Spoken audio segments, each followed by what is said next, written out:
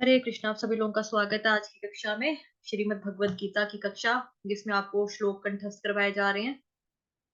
अध्याय नंबर अभी हमारा चल रहा है 9। सत्र का शुभारंभ हम पहले श्री मंगलाचरण के साथ आरंभ करेंगे। ओम अज्ञानतिमिरान्धस्य ज्ञानांजन शलाकया चक्षुरुन्मीलितं येन तस्मै श्री गुरुवे नमः। नमः ओम विष्णुपादाय कृष्णप्रेष्ठाय भूतले श्रीमते भक्ति वेदांत स्वामिन्निति नामिने। नमस्ते सारस्वते देवे गौरवाणी प्रचारिणे निर्विशेष शून्यवादी पाश्चात्य देश तारिणे। जय श्री कृष्ण चैतन्य प्रभु नित्यानंद श्री अद्वैत गदाधर श्रीवासादि गौर भक्त वृंद। हरे कृष्ण कृष्ण कृष्ण हरे हरे, हरे राम राम राम हरे हरे। हरे कृष्ण कृष्ण कृष्ण हरे हरे, हरे राम राम राम हरे हरे। हरे कृष्ण कृष्ण कृष्ण हरे हरे, हरे राम राम राम हरे हरे। श्रीमद् भगवत गीता अध्याय का नाम है परम गुह्य ज्ञान, जो कि प्रभुपाद जी ने दिया है।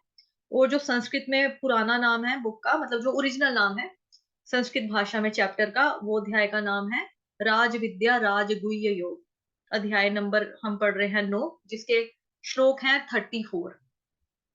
पहले रिवीजन करेंगे जितना अभी तक हमने किया है, फिर उसके बाद हम आगे इसको नए वाला श्लोक देखेंगे। ओम श्री परमात्मने नमः। श्रीमद्भगवद्गीता अथ नवमोऽध्यायः। श्रीभगवानुवाच इदं तु ते गुह्यतमं पर्यक्ष्याम्यनसूयवे। ज्ञानं विज्ञानसहितं यज्ञात्वा मोक्ष्यसे शुभात्। राजविद्या राजगुह्यं पवित्रमिदमुत्तमं प्रत्यक्ष्यावगमन् धर्म्यं सुसुखं कर्तुमव्ययम्। आज का श्लोक। अश्रद्धाना पुरुषा धर्मस्यास्य परन्तप अप्राप्यमान् निवर्तन्ते मृत्यु संसार वर्त्मनि। पहले हम मूल श्लोक देखेंगे, जो कि Shrimad Bhagavad Gita as it is यानी कि यथारूप में श्रीला प्रभुपाद जी द्वारा जो हम पढ़ रहे हैं तात्पर्य। अश्रद्धाना पुरुषा धर्मस्यास्य परन्तप अप्राप्यमान् निवर्तन्ते मृत्यु संसार वर्त्मनि।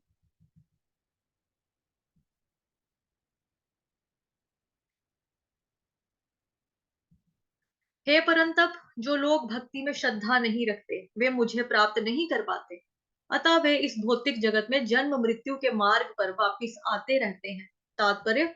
जगत गुरु श्रीला प्रभुपाद द्वारा श्रीला प्रभुपाद की जय। श्रद्धा विहीन लोगों के लिए भक्ति योग पाना कठिन है, यही इस श्लोक का तात्पर्य है।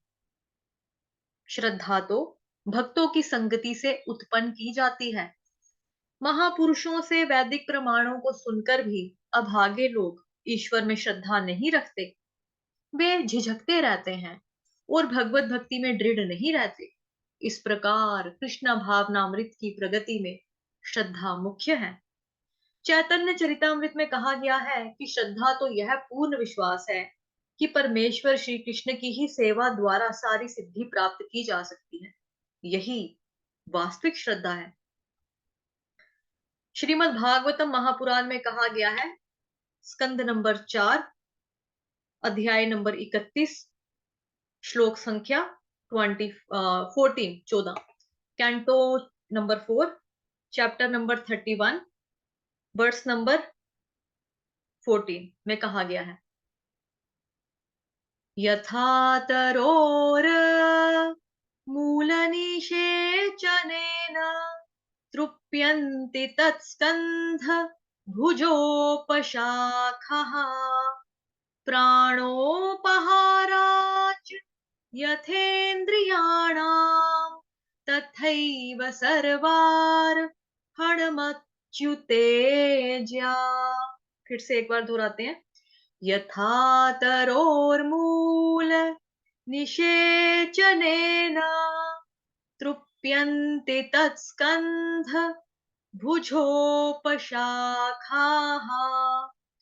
प्राणोपहारा च यथेन्द्रियाणाम् तथैव सर्वार्हणमच्युतेज्या। वृक्ष की जड़ को सींचने से उसकी डालें, टहनियां तथा पत्तियां तुष्ट होती हैं। आमाशय को भोजन प्रदान करने से शरीर की सारी इंद्रियां तृप्त होती हैं। इसी तरह भगवान की दिव्य सेवा करने से सारे देवता तथा अन्य समस्त जीव स्वतः प्रसन्न होते हैं। अतः श्रीमद् भगवद गीता पढ़ने के बाद मनुष्य को चाहिए कि वो गीता के इस निष्कर्ष को प्राप्त हो। मनुष्य को अन्य सारे कार्यों को छोड़कर भगवान श्री कृष्ण की सेवा करनी चाहिए। यदि वह इस जीवन दर्शन से विश्वस्त हो जाता है तो यही श्रद्धा है। इस श्रद्धा का विकास कृष्ण भावनामृत की विधि है। कृष्ण भावना भावित व्यक्तियों की 3 कोटियां हैं। ओहो, हिल गया सारा। कृष्ण भावना भावित व्यक्ति की 3 कोटियां हैं।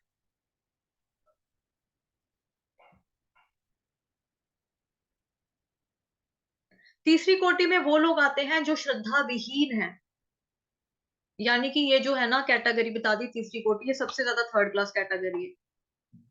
जो लोग श्रद्धा विहीन है, मतलब जिनके अंदर भगवान को लेकर श्रद्धा ही नहीं है। एनीवेज इसको समझाऊंगी बाद में, पहले पूरा पढ़ लेते हैं।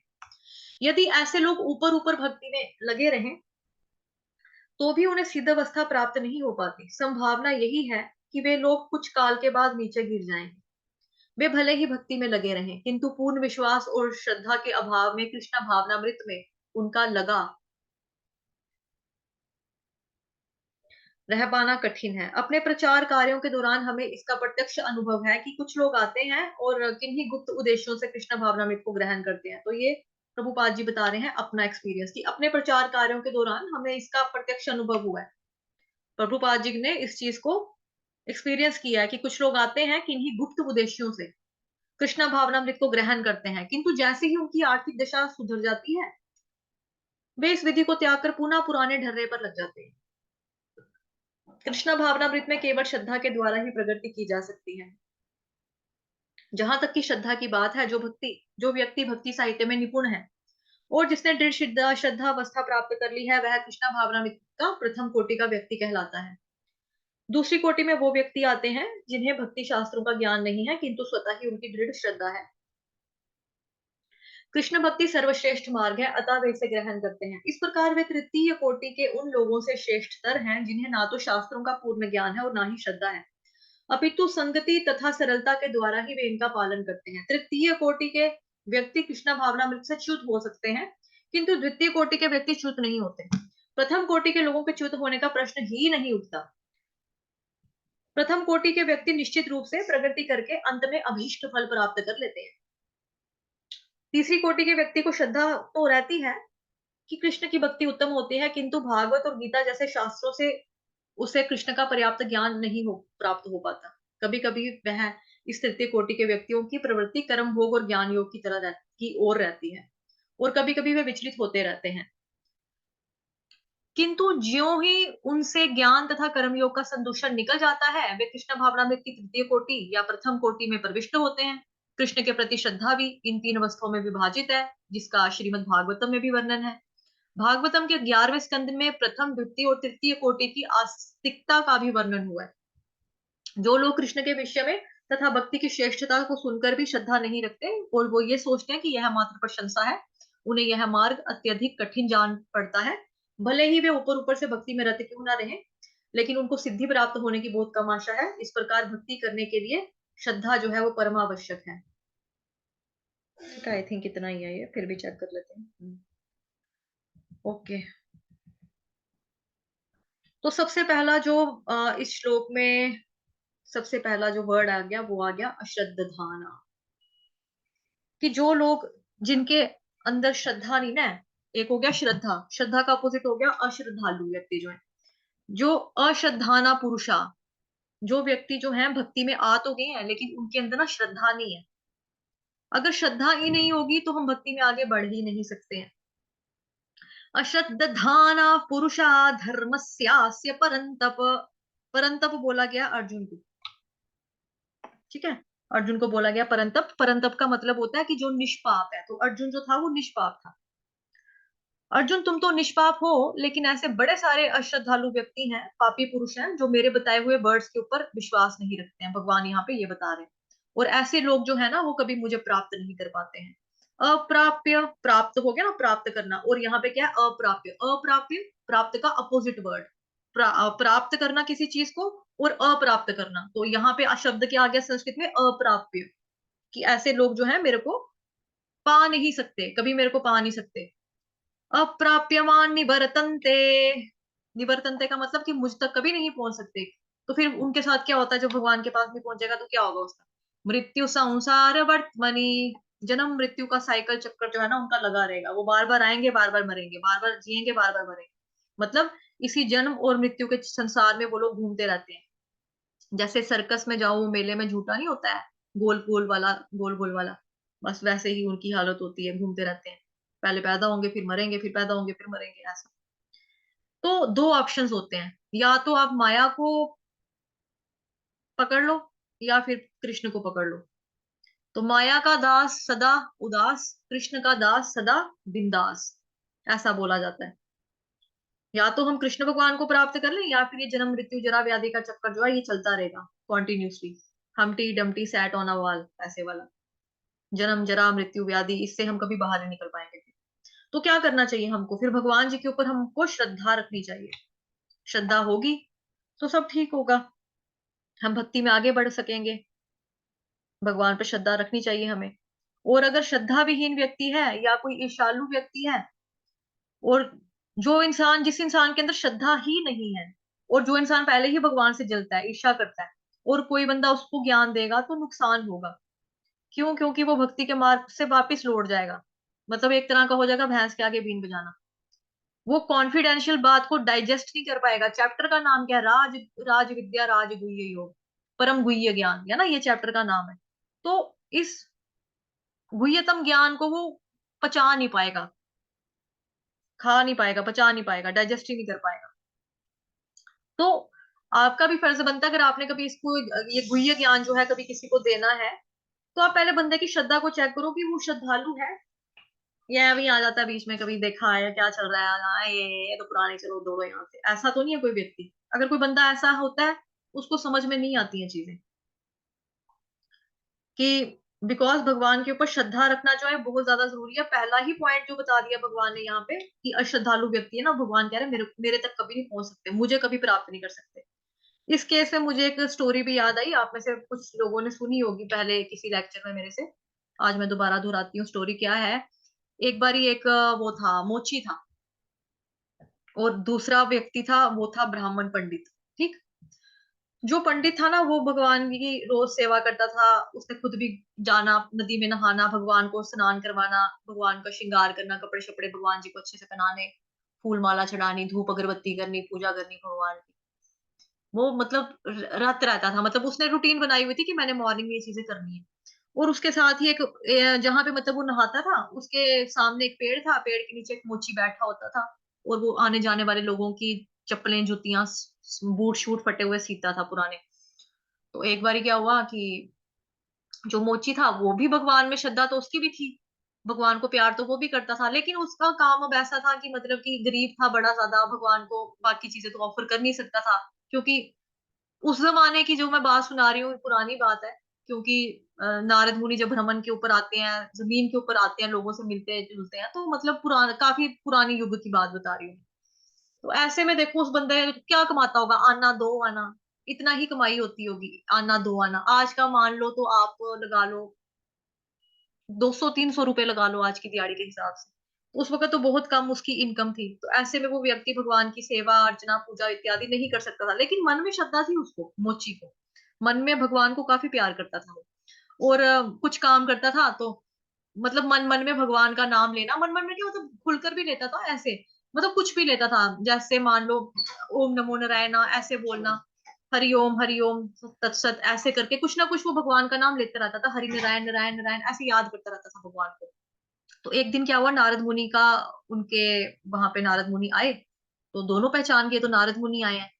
तो जो नारद मुनि के पास जाता है वो मोची कहता है मैं भगवान से प्यार तो बड़ा करता हूँ, दिल में तो है भगवान मेरे, लेकिन मैं गरीबी के कारण ना भगवान को ऑफर वगैरह कुछ कर नहीं सकता हूँ। तो मैं पता नहीं, आप तो भगवान के शुद्ध भक्त हैं, आप प्लीज जब जाओगे भगवान से मिलोगे ना तो भगवान से पूछना कि क्या मेरा कभी उद्धार हो पाएगा, क्या मैं कभी भगवत धाम में आ पाऊंगा भगवान के पास, या नहीं आ पाऊंगा, कब आऊंगा मैं भगवत धाम में। तो नारद मुनि ने बोला कोई बात नहीं, आपका मैं जो ये प्रश्न है भगवान जी से पूछूंगा और आपको इसका उत्तर जो है भगवान जो देंगे मैं आपको सुना दूंगा, बता दूंगा। उसने बोला ठीक है। फिर वो भी आता है दौड़ता हुआ, नारद मुनि जी दंडवत वगैरह करता है, प्रणाम वगैरह करता है, तो कहता है कि मेरे बारे में भी पूछ लेना कि मेरा कब उद्धार होगा, मतलब मैं भगवान की सेवा भी करता हूँ तो मेरा पूछना कि मैं भगवत धाम में कब आऊंगा। तो उसने नारद मुनि ने बोला हाँ कोई बात नहीं, मैं आपका भी पूछ लूंगा। तो फिर वो नारद मुनि जो होते हैं भगवान जी के पास जाते हैं, भगवान से मुलाकात होती है उनकी, तो भगवान को बताते हैं दोनों के बारे में कि ऐसे ऐसे नीचे जमीन पर एक मोची बैठता है, तो एक वो है जो ब्राह्मण पंडित है, तो दोनों का सवाल सेम है कि उद्धार कब होगा। तो नारद मुनि को वो जवाब देते हैं भगवान जी की ठीक है, दोनों ने आना तो मेरे पास ही है, लेकिन जो ब्राह्मण पंडित है ना उसको आने में 50 जन्म और लगने हैं। और जो ये मोची है, मोची व्यक्ति जो है ये मेरे पास इसी जन्म में, ये इसका आखिरी जन्म है, बस इसकी डेथ होगी तो ये भगवत धाम में निश्चित आएगा मेरे पास। तो भगवान ने जवाब दे दिया, नारद मुनि ने बोला ठीक है मैं नीचे जाऊंगा, धरती पे जब जाऊंगा भूलोक पे तो उनको बता दूंगा दोनों को। तो भगवान कहते हैं एक बात सुनो मेरी, जब वो आपसे पूछेंगे ना कि मतलब आप भगवान से मिले, तो आप कहना हाँ मिले, लेकिन वो आपसे पूछेंगे कि भगवान क्या कर रहे थे, वो आपसे ये क्वेश्चन पूछेंगे कि उस वक्त भगवान कर क्या रहे थे। तो आप उनको ये चीज बताना। अभी वो मैं एंड में बताऊंगी कि भगवान ने क्या बोला, ठीक है, स्टोरी का सस्पेंस खत्म हो जाएगा, कथा का। तो वो नारद मुनि कहते हैं भगवान को ठीक है मैं यही यही बात बोल दूंगा उनको। फिर जब वो धरती पे आते हैं तो वो पूछते हैं जी हाँ बताओ, आप मिले थे नारद मुनि जी भगवान जी से? हाँ मैं मिला। आपने हमारे बारे में पूछा, आपको याद रहा था हमारे बारे में पूछना? नारद मुनि बोला हाँ मैंने दोनों के बारे में पूछा। तो जो वो है मोची होता है वो कहता मेरे बारे में भगवान ने क्या बोला, मेरे भगवान ने मेरे बारे में क्या बोला, क्या मैं भगवत धाम जा पाऊंगा?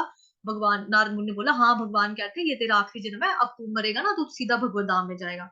तो ब्राह्मण भी वहां से आता है, मेरे बारे में क्या बोला भगवान ने? भगवान ने बोला तेरे बारे में कि तेरे को 50 जन्म और लगेंगे। कहता भगवान नारद मुनि जी आप कुछ उल्टा तो नहीं बोल रहे हो, मैं भगवान की इतनी पूजा करता हूँ, रोज नहलाता हूँ धुलाता हूँ, मेरे को 50 जन्म लगने हैं? और मोची जो है ये कुछ करता नहीं है भगवान को, ये खुद ही इतना कई बार नहाता नहीं है, मतलब कि ऐसा बैठा होता है, दरिद्र सा तो है ये, इसके लिए आप कह रहे हो कि इसी जन्म में जाएगा? शायद आपको गलती लग रही है, इसके लिए ये कहा होगा, मेरे लिए ये कहा होगा। तो नारद मुनि ने कहा नहीं मेरे को कोई गलती नहीं लग रही है, जो भगवान ने बताया है तुम दोनों को मैं वही बता रहा हूँ, ये इस जन्म में चला जाएगा मोची, और आपको 50 जन्म और लेने पड़ने हैं। कहता अच्छा जरा ये तो बताओ कि भगवान कर क्या रहे थे उस वक्त जब आप भगवान से मिलने गए थे? ऐसे ही आप हमें ठग रहे हो कि मैं गया था मैं मिलकर आया हूँ, बताओ भगवान क्या कर रहे थे जब आप गए थे? तो अब भगवान जो है अंतर्यामी है, भगवान को पता था ये सवाल आएगा, तो भगवान ने नारद मुनि को इसका आंसर पहले ही दे दिया। तो उन्होंने नारद मुनि ने बोला हाँ भगवान क्या कर रहे थे मैं आपको बताता हूँ ना, भगवान ना एक जो सुई होती ना, सुई सुई के छेद में से ना हाथी को निकाल रहे थे। तो जो ब्राह्मण होता है फड़े मारने आए हो आप, ऐसी बोली जा रहे हो हाथी निकालते, ऐसा भी कभी होता है? ये तो मूर्ख से मूर्ख व्यक्ति भी बता देगा आपको कि हाथी का जो छिद्र होता है वो इतना ज्यादा छोटा सा होता है कि उसके अंदर से धागा ही मुश्किल से लोग निकालते हैं।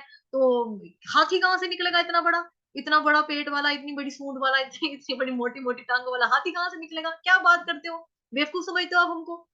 तो जो होता है मोची वो कहता है हरि बोल, ऐसा तो केवल और केवल मेरे भगवान ही कर सकते हैं कि हाथी जैसी बड़ी चीज को सुई के छिद्र से निकाल सकते हैं, हरि बोल मजा आ गया, ये मेरे भगवान ही कर सकते हैं।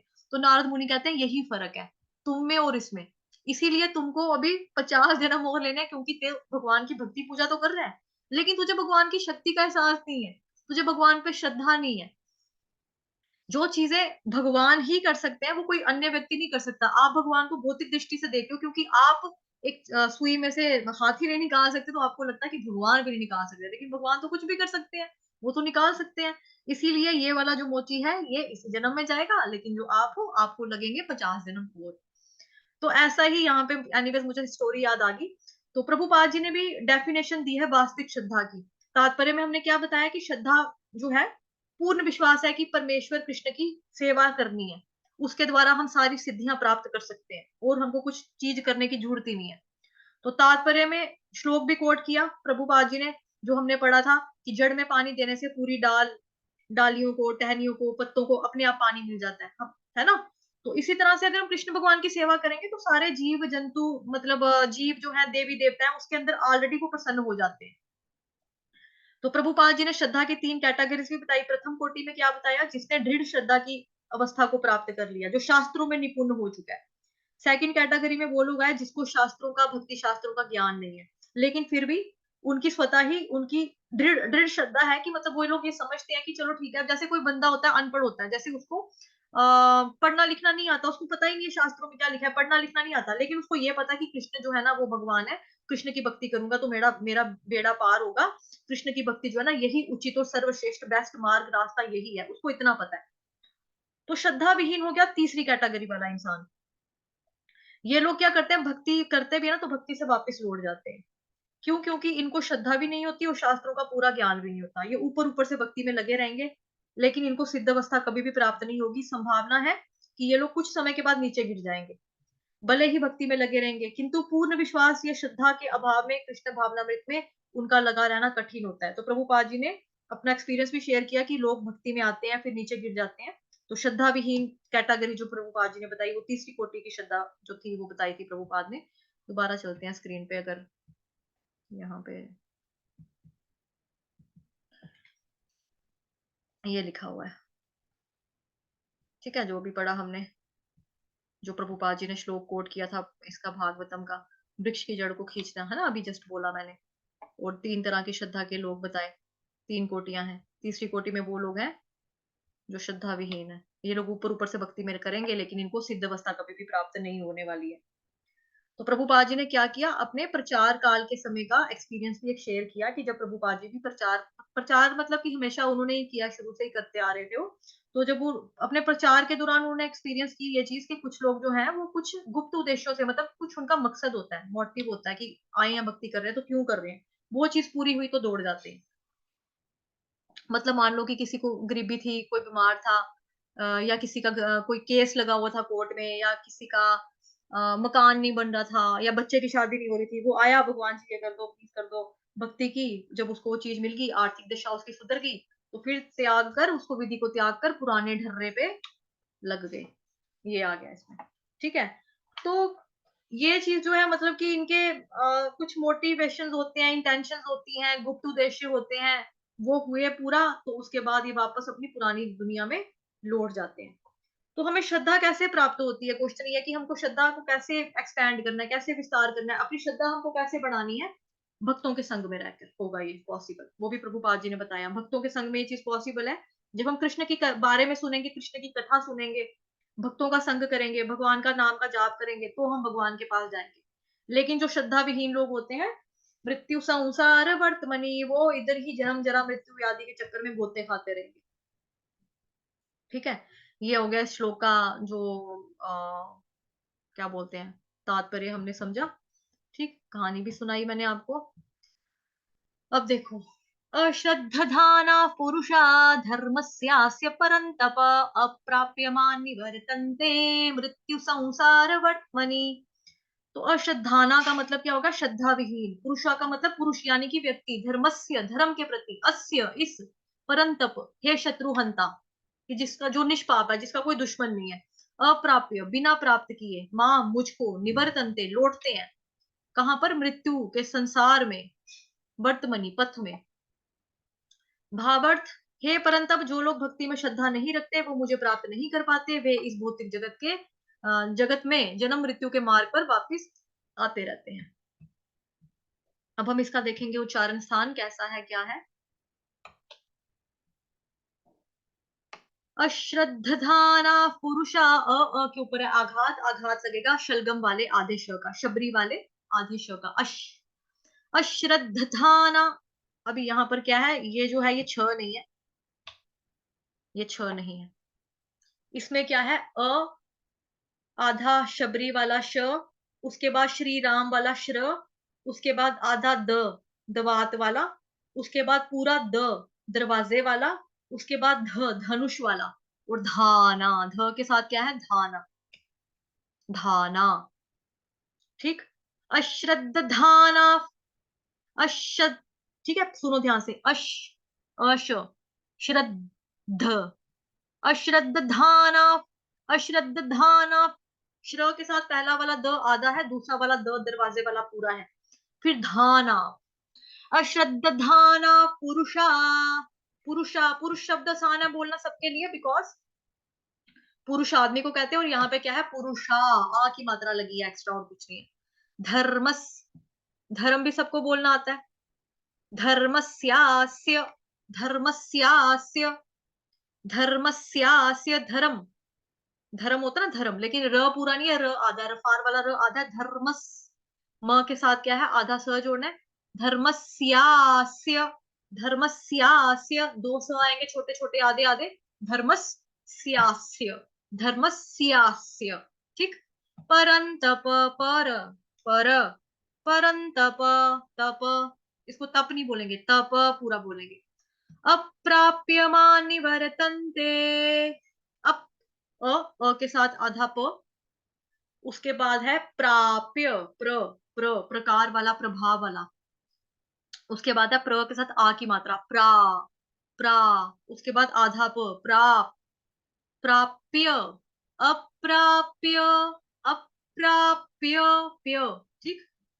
मान, म आ आधा न, मान, निवर्तन्ते, निवर्तन्ते पहले भी पढ़ा आपने 15 चैप्टर में, इसके बारे में चर्चा नहीं करेंगे।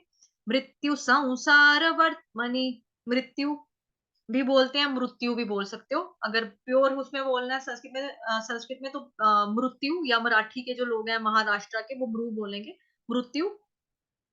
और मृत्यु अगर ओखा ओखा को क्या बोलते हैं हिंदी में, मुश्किल लग रहा है तो मृत्यु बोल दो, हिंदी वाला शब्द बोल दो, मृत्यु। अप्राप्यमान् निवर्तन्ते मृत्यु संसार वर्त्मनि, मृत्यु संसार वर्त्मनि। अभी सौ में क्या है, अनुस्वार का उच्चारण आधा व होगा, सौ, जैसे संसार, उसमें भी पढ़ा था हमने स्टार्टिंग में, पहले वाले चैप्टर्स में भी पढ़ा संसार शब्द की कैसे संसार बोलना, संसार। उसके बाद व के बाद आएगा ये वाला रफार, र, वर, तम, वर्त्मनि, वर्त्मनि, वर्त्मनि, व पूरा, र रफार वाला आधा, आधा त, वर्त, म पूरा, न ई, वर्त्मनि, वर्त्मनि। ध्यान से सुनेंगे। अश्रद्धाना पुरुषा धर्मस्यास्य परन्तप, अप्राप्यमान् निवर्तन्ते मृत्यु संसार वर्त्मनि। अश्रद्धाना पुरुषा धर्मस्यास्य परन्तप, अप्राप्यमान् निवर्तन्ते मृत्यु संसार वर्त्मनि। अश्रद्धाना पुरुषा धर्मस्यास्य परन्तप, अप्राप्यमान् निवर्तन्ते मृत्यु संसार वर्त्मनि। आ जाओ, अभी मैं आधे आधों को करूंगी एक साथ, बहुत सारे लोगों को नहीं करूंगी, जो बिल्कुल रेडी हैं, तैयार हैं, जिनको आ गया वही लोग हैंड रेस करें पहले, ठीक है। आ जाओ, ओके, फटाफट करो, 2-4 लोग इकट्ठे करो ना, इकट्ठे करो, 5-6 लोग, बहुत सारे लोग हैं, ऐसे एक एक को बारी नहीं दे सकेंगे। ओके। अश्रद्धाना पुरुषा, अश्रद्धाना पुरुषा धर्मस्यास्य परन्तप, धर्मस्यास्य परन्तप, अप्राप्यमान् निवर्तन्ते, अप्राप्यमान् निवर्तन्ते मृत्यु संसार वर्त्मनि, मृत्यु संसार वर्त्मनि। ओके, रेशमा माता जी आपने बोला था, यहाँ पे गलत था आपका, आपने बोला अप्राप्य, आपने आघात नहीं लिया, अप्राप्य, अप, उसके बाद प्रा के आगे क्या है, आ की मात्रा, तो यहाँ पे स्वर को थोड़ा सा धीर करना है, यहाँ पे गलती थी आपकी, ठीक है। जी ओके, माताजी, इसको व तरमनी पढ़ेंगे या वर्तमनी? माताजी जब आधा आधा आता है ना, जैसे यहाँ पे देखो, अपने आप को म्यूट कर लो, विनीता माता जी को छोड़ के बाकी लोग म्यूट कर लो अपने आप। देखो यहाँ पर देखो, आधा तो है ना, अगर ये पूरा होता तो यहाँ पे आपका रफार वाला र आता है, लेकिन ये आधा है ना, तो वर्त्मनि, रफार वाला र जो है वो पूरे शब्द के साथ जाएगा ऊपर, पूरे शब्द के साथ गया क्योंकि म अच्छा पूरा है, वो ऊपर चला गया। लेकिन आएगा वो कहाँ पे, किसके बाद आएगा, व के बाद बोलना है र के बाद बोलना है त के बाद बोलना है म। वर्तमनी, वर्तमनी, ठीक समझ है में भैया। आया? वर्तमानी। ऐसे जी बहुत जी सारे जी हैं, कईयों को होता है इसमें कंफ्यूजन, कईयों को, कई बच्चों को होता है, इट्स ओके। लेकिन अश्रद्धाना पुरुषा धर्मस्यास्य परन्तप अप्राप्यमान निवर्तन्ते मृत्यु संसार वर्त्मनि। ओके, नेक्स्ट लोग हैंड रेस करो, जिनकी बारी होगी वो डाउन कर लो। नेक्स्ट लोग हाथ ऊपर करो प्लीज, फटाफट करो क्योंकि टाइम फिर जा रहा है, 4 मिनट बचे हैं। गाओ। अश्रद्धाना पुरुषा, अश्रद्धाना पुरुषा। देखो आप लोग ना संस्कृत को भी हिंदी की तरह ही टोटली पढ़ोगे तो फिर क्या फायदा इतनी मेहनत करवाने का मेरा। मैं बोल रही हूँ अश्रद्धाना, आप बोलो अश्रद्धाना। देखो थोड़ा सा दम लगाओ ना। अश्रद्धाना पुरुषा, अश्रद्धाना पुरुषा धर्मस्यास्य परन्तप धर्मस्यास्य परन्तप अप्राप्यमान निवर्तन्ते अप्राप्यमान निवर्तन्ते मृत्यु संसार वर्त्मनि।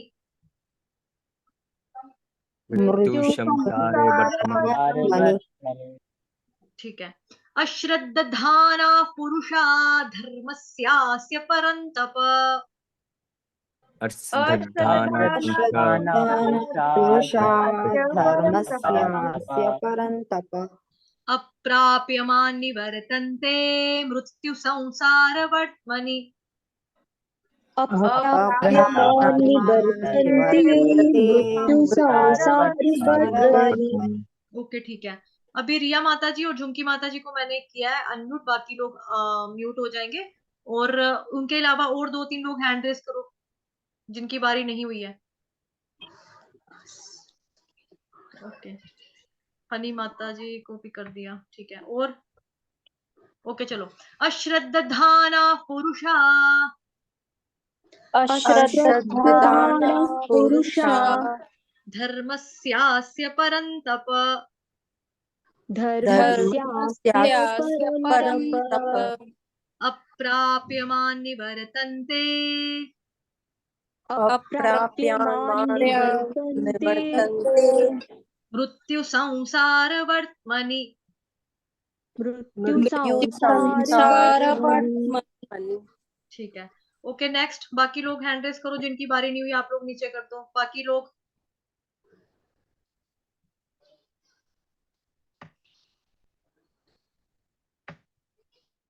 और बस 2 लोग। अश्रद्धाना पुरुषा धर्मस्यास्य परन्तप। आप लोग एंड बिल्कुल एंड मौके के ऊपर अपने आप को म्यूट अनम्यूट कर देते हो। माता जी खोलो, हनी माता जी, शशि माता जी, आपको ओपन किया है मैंने। अश्रद्धाना पुरुषा धर्मस्यास्य परन्तप अश्रद्धाना पुरुषा धर्मस्य परन्तप अश्रद्धाना पुरुषा अश्रद्धाना पुरुषा धर्मस्यास्य परन्तप धर्मस्यास्य परन्तप अप्राप्यमान निवर्तन्ते अप्राप्यमान निवर्तन्ते अप्राप्यमान निवर्तन्ते। अप्राप्यमान निवर्तन्ते तो प का घात भी आ रहा है, आपका प का घात मिस हो रहा है। अप्राप्य अप्राप्य अप्राप्यमान निवर्तन्ते अप्राप्यमान वर्तन्ते मृत्यु संसार वर्त्मनि।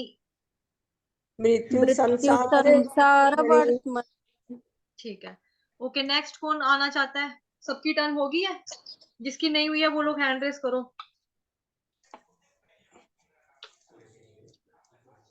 ओके चलो ठीक है। ओके, कोई और दोबारा बोलना चाहता है तो हैंड रेस करो, कईयों के घर में तो शोर है। सबकी कोई बारी लेना चाहता है दोबारा से? किसी को डाउट है तो पूछ सकता है। बोलो माता जी। जी माता जी, और एक बार करना है। हाँ, खुद से गाओ, फिर मैं चेक करती हूँ कि कहाँ पे गलती मैं करेक्ट करूँ। जी माता जी।